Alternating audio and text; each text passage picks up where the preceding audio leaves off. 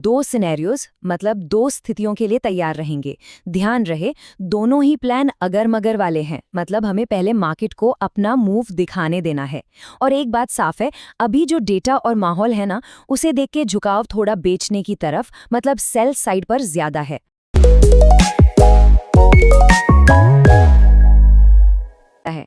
तो आज हम क्या क्या देखने वाले हैं? सबसे पहले तो ये समझेंगे कि यार ये मार्केट इतना सपाट, इतना बोरिंग क्यों हो गया है। फिर जरा दुनिया की खबरों पर नजर डालेंगे कि बाहर ऐसा क्या पक रहा है जिसका असर यहाँ तक आ रहा है। फिर देखेंगे कि बड़े खिलाड़ी यानी FIIs, DIIs ये लोग क्या कर रहे हैं। और सबसे जरूरी, इन सब को मिलाकर कल की एक्सपायरी के लिए एक ठोस, एक एक्शनेबल प्लान बनाएंगे। साथ में कुछ और स्टॉक्स और इंडेक्स पर भी एक नज़र डालेंगे और आखिर में एक ऐसा गोल्डन रूल सीखेंगे जो सिर्फ ट्रेडिंग में नहीं, हर जगह काम आएगा। तो चलिए सीधे मुद्दे की बात करते हैं। मतलब वो जो फ्रस्ट्रेशन है ना, जो शायद इस वक्त हर ट्रेडर को हो रही है कि यार मार्केट में कुछ हो ही नहीं रहा, बस स्क्रीन देखे जा रहे हैं और कुछ नहीं हो रहा। ये कहावत सुनिए, हाथ को आया पर मुंह ना लगा।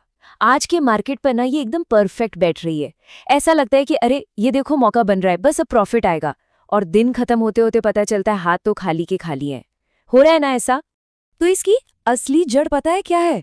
जितने भी बड़े मूव्स हैं वो सारे तो रात में ही हो जा रहे, गैप अप या गैप डाउन में।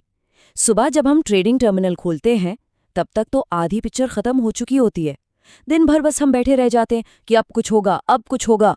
और जरा ये नंबर देखिए, सिर्फ 50 से 60 पॉइंट, मतलब निफ्टी जैसा इंडेक्स पूरे दिन में बस इतनी सी रेंज में घूम रहा है। अब कोई खुद सोचे, इतनी छोटी सी रेंज में एक ऑप्शन ट्रेडर भला 15-20 पॉइंट भी कैसे निकालेगा? यही तो है सारी फ्रस्ट्रेशन की असली वजह। तो सवाल ये उठता है कि भाई ऐसा हो क्यों रहा है? किसने मार्केट को ऐसे जकड़ के रखा है? कौन सी वो वजह हैं जो इसे हिलने ही नहीं दे रही हैं? चलिए जरा पता लगाते हैं।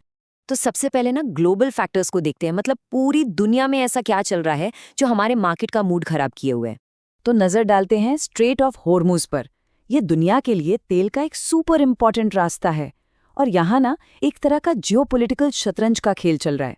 ईरान कुछ जहाज़ों को जाने दे रहा है, अमेरिका कुछ को रोक रहा है। अब जब भी इस रास्ते पे टेंशन बढ़ती है ना, तो सीधा सीधा डर ये होता है कि कहीं कच्चे तेल के दाम आसमान ना छू लें। और बस यही डर पूरी दुनिया के मार्केट में एक कन्फ्यूजन, एक अनिश्चितता बना देता है। अब आते हैं अपने देश पर। ये जो नंबर आप स्क्रीन पर देख रहे हैं ना, ये वाकई सीरियस है। होलसेल इन्फ्लेशन मतलब थोक महंगाई लगभग डबल होकर 3.88% पर पहुंच गई है। ये कई सालों का हाई है और मार्केट के लिए ना ये एक बहुत बड़ा रेड सिग्नल है। इसे इग्नोर नहीं किया जा सकता। तो अब इसका असर क्या होगा? देखिए, ये एक सिंपल चेन रिएक्शन है। महंगाई बढ़ी तो उसको कंट्रोल करने के लिए RBI को ब्याज दरें बढ़ानी पड़ेंगी। और जैसे ही ब्याज दरें बढ़ी, कंपनियों के लिए लोन लेना महंगा हो जाएगा। लोगों के हाथ में भी खर्च करने के लिए पैसा कम बचेगा। मतलब सीधा सीधा शेयर मार्केट के लिए एक नेगेटिव माहौल बन जाता है। तो ये तो हो गई बाहर की बातें। अब देखते हैं कि घर के अंदर क्या चल रहा है। मतलब हमारे अपने मार्केट में कौन माल खरीद रहा है और कौन बेच रहा है। चलिए इन बड़े प्लेयर्स की खींचतान को समझते हैं।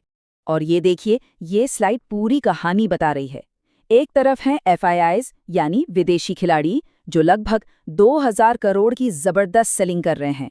और दूसरी तरफ खड़े हैं हमारे DIIs, हमारे अपने डोमेस्टिक फंड्स जो 500 करोड़ की खरीदारी करके मार्केट को बचाने की कोशिश कर रहे हैं।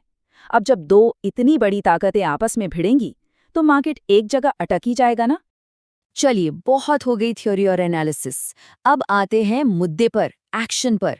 इन सब बातों को दिमाग में रखकर कल की एक्सपायरी के लिए हमारा गेम प्लान क्या होगा, कौन से लेवल्स इंपॉर्टेंट है और हमें ट्रेड कब लेना है। ओके, तो हम दो सिनेरियोज मतलब दो स्थितियों के लिए तैयार रहेंगे। ध्यान रहे, दोनों ही प्लान अगर मगर वाले हैं, मतलब हमें पहले मार्केट को अपना मूव दिखाने देना है। और एक बात साफ है, अभी जो डेटा और माहौल है ना, उसे देख के झुकाव थोड़ा बेचने की तरफ, मतलब सेल साइड पर ज्यादा है। तो पहला प्लान, मान लीजिए मार्केट सुबह गैप अप के साथ 24,280 से 24,310 की रेंज में खुलता है। अब यहाँ पर कूदना नहीं है, बिल्कुल नहीं।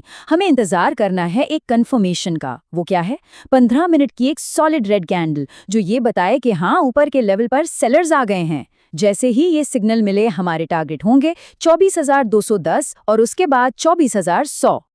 अब दूसरा प्लान, मान लीजिए मार्केट सीधे नीचे की तरफ जाता है और 24,180 का जो इम्पोर्टेंट सपोर्ट है उसे तोड़ देता है।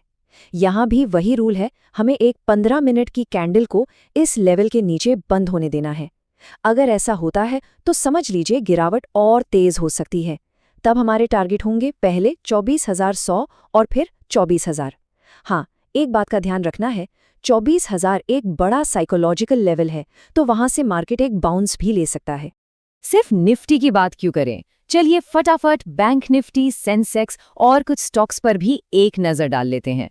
बैंक निफ्टी में 56,000 का लेवल बहुत क्रूशल है, एक तरह से मेक या ब्रेक लेवल। इसके नीचे गया तो 200 पॉइंट और गिर सकता है, और अगर ऊपर की तरफ 56,500 को पार किया तो 150 पॉइंट का अपमूव भी दिख सकता है। सेंसेक्स की बात करें तो 77,900 पर नजर रखिए। अगर ये लेवल टूटता है तो अगला टारगेट 77,600 का हो सकता है। कुछ स्टॉक्स की बात करें तो टाटा स्टील, इसमें अभी भी तेजी का मोमेंटम बना हुआ है। मॉस्चिपटेक, ये साइडवेज है, एक रेंज में फंसा है, तो इससे अभी दूर रहना ही ठीक है। और मारुति, ये एक बेस बना रहा है, मतलब लॉन्ग टर्म के लिए तो अच्छा है, लेकिन शॉर्ट टर्म में अभी इसमें वो दम नहीं दिख रहा। ठीक है, तो लेवल्स और प्लान की बात तो हो गई, लेकिन अब मैं एक ऐसे प्रिंसिपल, एक ऐसे सिद्धांत की बात करने जा रही हूँ जो सिर्फ कल की ट्रेडिंग के लिए नहीं है, ये पूरी ट्रेडिंग जर्नी को बदल सकता है। और इसका नाम है asymmetrical risk advantage. Asymmetrical risk, नाम सुनकर डरना नहीं है, बहुत ही सिंपल कॉन्सेप्ट है।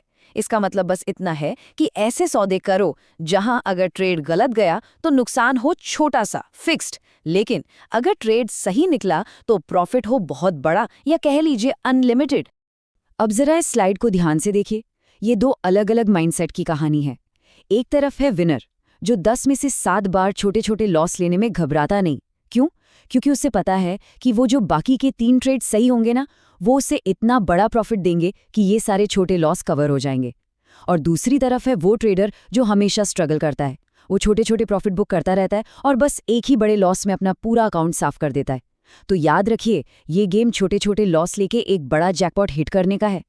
और सच कहूं तो ये सिर्फ ट्रेडिंग की बात नहीं है, ये जिंदगी का भी एक बहुत बड़ा सबक है।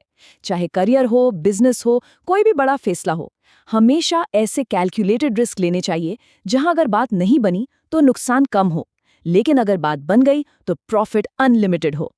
इस एक सोच को अगर अपना लिया ना तो गेम ही बदल जाएगा। तो उम्मीद है कि इस पूरी चर्चा से कल के मार्केट के लिए एक क्लियर रोड मैप दिमाग में बन गया होगा। अगर ये जानकारी काम की लगी हो तो इसे अपने ट्रेडर दोस्तों के साथ भी जरूर शेयर कीजिए। और हाँ, चैनल को सब्सक्राइब करना मत भूलिएगा, ताकि हम सब साथ में मिलकर मार्केट को सीखते और समझते रहें। अपना कीमती वक्त देने के लिए बहुत बहुत शुक्रिया।